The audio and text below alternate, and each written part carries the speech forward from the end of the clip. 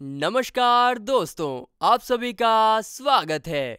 तो इस एपिसोड की स्टार्टिंग मॉडर्न जापान सिटी को दिखाने से होती है, जहां पर हम 3 लोगों को ऑफिस में बात करते हुए देखते हैं। उनमें से 2 लोग घर जाने के लिए निकलते हैं और तीसरा आदमी अभी भी काम कर रहा था। वो 2 लोग तीसरे आदमी को बियर पीने के लिए इनवाइट करते हैं, लेकिन वो उन्हें मना कर देता है क्योंकि उसके पास अभी भी बहुत काम बाकी था। आगे वो काम खत्म करते हुए अपने आप से बात करता है कि अगर वो जल्दी घर चला भी जाए तब भी वहाँ कोई उसका इंतजार नहीं कर रहा होगा। वो बस जाके टीवी देखेगा या फिर गेम खेलेगा और फिर वो थोड़ी देर बाद काम खत्म करके घर के लिए निकलता है, लेकिन उसका ध्यान रास्ते पर नहीं होता। और जब वो रोड क्रॉस करने के लिए आगे बढ़ता है तभी अचानक से उसका एक कार के साथ एक्सीडेंट हो जाता है और वहीं पर उसकी मौत हो जाती है। फिर उसके बाद जब उसकी आंखें खुलती हैं तो वो एक बच्चा बन चुका होता है और उसे एक बुढ़े आदमी ने पकड़ा होता है। फिर कुछ सालों बाद हम देखते हैं कि वो थोड़ा बड़ा हो गया है और जंगल में जानवरों को अपने मैजिक से हंट कर रहा है। साथ ही में वो हमें अपने बारे में भी बताता है कि मेरा नाम शिन है और इस जंगल में मैं अपने ग्रैंडपा के साथ रहता हूँ। मुझे मेरी पिछली जिंदगी अभी भी याद है,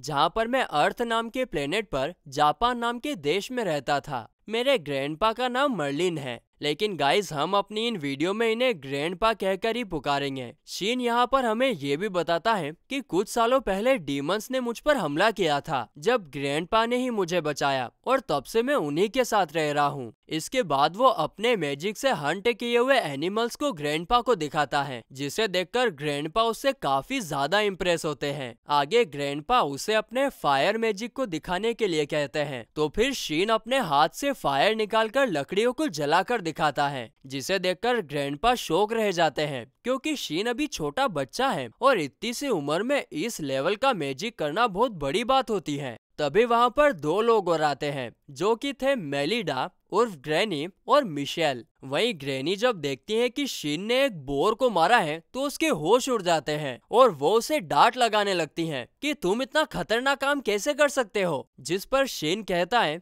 कि ये इतना खतरनाक काम नहीं था क्योंकि मेरे पास ये मैजिक गियर जो हम दोनों ने साथ मिलकर बनाए थे। जिस पर ग्रैंडपा भी कहते हैं कि शीन के लिए ये फॉरेस्ट अब एक गार्डन जैसा है और हाँ, मिशेल यहाँ पर शीन को तलवार चलाना सिखाने आया है। इसके बाद हमें 2 साल बाद का सीन दिखाया जाता है, जहाँ पर ग्रैंडपा शीन को कहीं लेकर जाते हैं और इस दौरान ग्रैंडपा शीन से कहते हैं कि अब समय आ गया है कि तुम एक डीमन का सामना करो। आगे वो ये भी कहते हैं कि मैजिक तो सबके लिए है, सब इसका फायदा ले सकते हैं, लेकिन जब कोई उसे समझ नहीं पाता है तब वो एक डीमन में बदल जाता है, चाहे फिर वो इंसानी क्यों ना हो। जिस पर शीन कहता है कि हाँ, मैंने सुना है कि कई साल पहले एक आदमी ने डीमन में बदलकर पूरे देश को खत्म कर दिया था, लेकिन फिर आपने आकर सबको बचा लिया और इसीलिए आप सबके हीरो हो, है ना। ये सुनकर ग्रैंडपा हंसने लगते हैं और कहते हैं कि चलो पहले डीमन को ढूंढते हैं। और डीमन को ढूंढने के लिए वो शिन से कहते हैं कि जब तुम अपने मैजिक को अपने चारों तरफ भेजते हो और तब वो अगर किसी के कांटेक्ट में आए तब तुम उसे फील कर सकते हो और इसे सर्च मैजिक कहते हैं। ये सुनने के बाद ही शिन इसे बड़े आराम से कर लेता है और वो सब कुछ फील भी कर सकता था, यहाँ तक कि वो ग्रैनी को भी फील कर रहा था जो अपने घर में बैठी थी। और तभी अचानक से उसे एक अजीब सी फीलिंग आती है, जिस पर ग्रैंडपा कहते हैं कि तुमने डीमन को ढूंढ लिया है।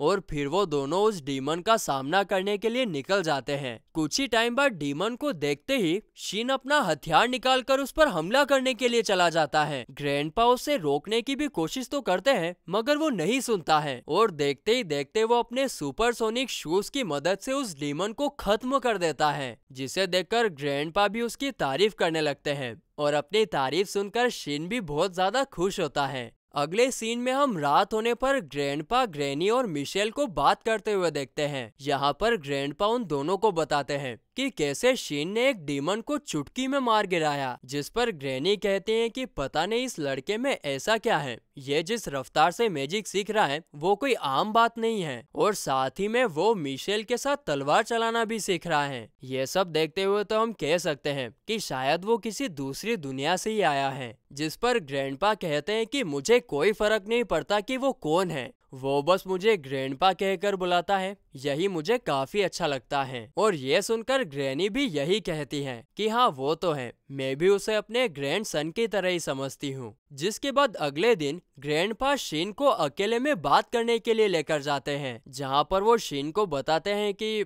मैं तुम्हारा असली ग्रैंडपा नहीं हूँ और कल तुमने जिस डीमन को मारा शायद ये वही डीमन था जिसने तुम्हारे पेरेंट्स को मारा था। यह किसी चमत्कार से कम नहीं कि उस डीमन ने तुम्हें नहीं मारा, शायद वो तुम्हें देख नहीं पाया होगा। जिस पर शीन मन में कहता है कि मुझे तो ये बात पहले से ही पता थी कि वो उनका असली पोता नहीं है और उसने अपने पेरेंट्स का बदला भी पूरा कर दिया है उस डीमन को मार कर। जिसके बाद शीन ग्रैंडपा से पूछता है कि तो मेरे पेरेंट्स कौन थे, जिस पर ग्रैंडपा कहते हैं कि वो तो कभी पता नहीं चला। हाँ, लेकिन मुझे एक बात समझ नहीं आ रही कि ये सब जानने के बाद भी तुम इतने शांत कैसे हो। जिसके जवाब में शीन कहता है कि वो मेरे पेरेंट्स जरूर थे लेकिन वो मुझे याद नहीं, और वैसे भी मेरे पास आप हो, ग्रैनी है और मिशेल भी तो है, और उल्टा मैं तो आपको थैंक यू बोलता हूँ कि आपने मेरा ख्याल रखा। अब ये सुनकर तो ग्रैंडपा इतने खुश हो जाते हैं कि उनकी आंखों से आंसू आने लगते हैं।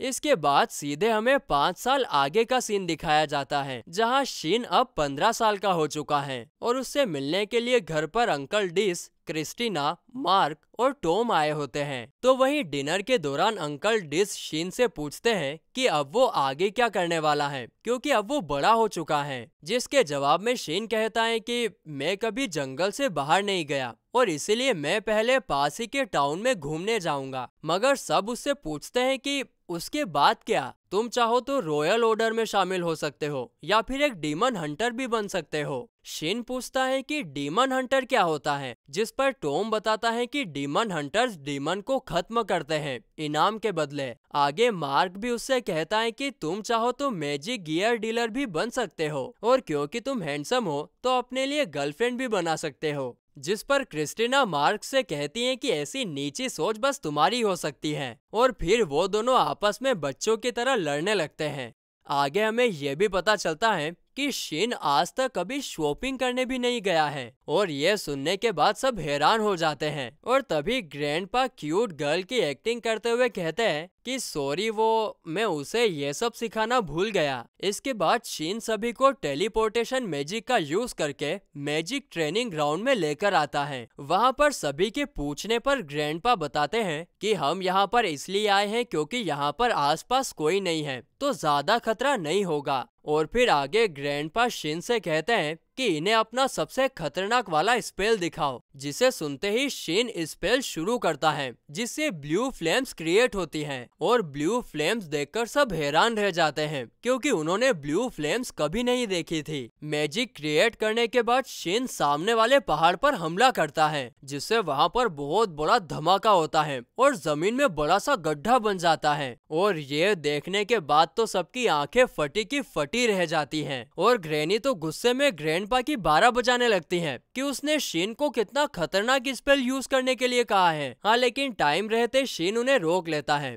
आगे फिर सब लोग चर्चा करते हैं कि शीन को बाहर की दुनिया में भेजना सेफ रहेगा या नहीं, क्योंकि उसके पास जो पावर है उसे हासिल करने के लिए आपस में लड़ाइयाँ हो सकती है। जिस पर अंकल डिस कहते हैं कि मेरे पास एक आइडिया है, क्यों ना हम शीन को मैजिक एकेडमी भेज दें। जिस पर ग्रैंडपा कहते हैं कि क्या तुम्हारा इरादा शीन को अपने देश में रखने का है। जिसके जवाब में अंकल डिस कहते हैं कि मैं वादा करता हूँ कि शीन को मिलिट्री के लिए यूज नहीं करूँगा। तभी शीन पूछता है कि मैजिक एकेडमी क्या होता है, जिस पर अंकल डिस उसे बताते हैं कि यह रॉयल कैपिटल में एक स्कूल है जहाँ होनहार बच्चों को मैजिक सिखाया जाता है। अगर तुम वहाँ गए तो तुम मैजिक सीखने के साथ साथ अच्छे दोस्त भी बना पाओगे। और ये सुनने के बाद शीन मैजिक स्कूल जाने के लिए मान जाता है। यहाँ पर अंकल डिस ये भी कहते हैं कि मैं तुम्हारे स्कूल में जाने का इंतजाम तो करवा दूंगा, लेकिन वहाँ इंटर करने के लिए एक एंट्रेंस एग्जाम देना पड़ता है जो कि तुम्हें खुद ही देना पड़ेगा। उसमें मैं तुम्हारी कोई मदद नहीं कर सकता हूँ क्योंकि मेरे देश की मैजिक एकेडमी पर नोबेलिटी का कोई असर नहीं होता है। जिस पर शीन पूछता है कि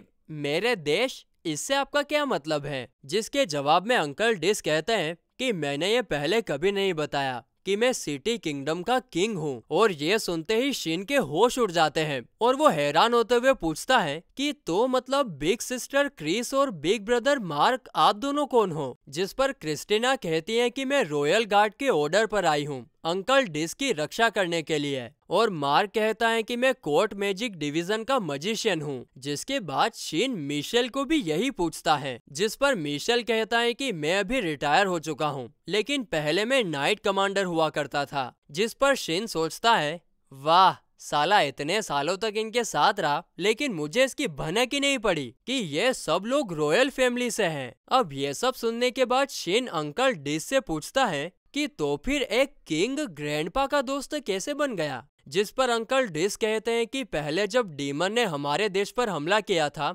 तब मैं स्कूल में था और उस वक्त मैं किसी की बात ना मानकर डीमन का सामना करने के लिए चला गया था और फिर तो मैं डीमन के हाथों मरने ही वाला था कि तभी मास्टर मर्लिन और मिस्ट्रेस मेलिडा ने मेरी जान बचाई थी और तभी से हमारे देश उन्हें हीरो मानते हुए आ रहे हैं और हम बहुत गहरे दोस्त भी बन गए। जिस पर शिन कहता है कि इसका मतलब ग्रैंडपा और ग्रैनी पहले से ही एक टीम में थे। जिस पर क्रिस्टीना कहती है कि सिर्फ टीम ही नहीं बल्कि वे लोग कभी हस्बैंड वाइफ भी हुआ करते थे। अब ये सारी बातें सुनकर तो शिन को बहुत बड़ा झटका लगता है क्योंकि उसे इन सब के बारे में बिल्कुल पता नहीं होता है। इसके बाद हम देखते हैं कि ग्रैंडपा ग्रैनी और शिन सिटी में रहने के लिए आ जाते हैं और उनका घर तो किसी महल से कम नहीं था बाबा, जिसमें बहुत सारे मेड्स और सर्वेंट भी थे। जिसके बाद शिन सिटी घूमने निकल पड़ता है जहां पर वो पहली बार एक एप्पल खरीद कर खाता है। आगे वो सिटी घूमते घूमते एक कोने में पहुंचता है जहां पर कुछ बदमाश दो लड़कियों के साथ जबरदस्ती कर रहे थे और ये देखकर शिन जाके उन बदमाशों को बड़े ही आराम से हरा देता है और उन लड़कियों को बचा लेता है।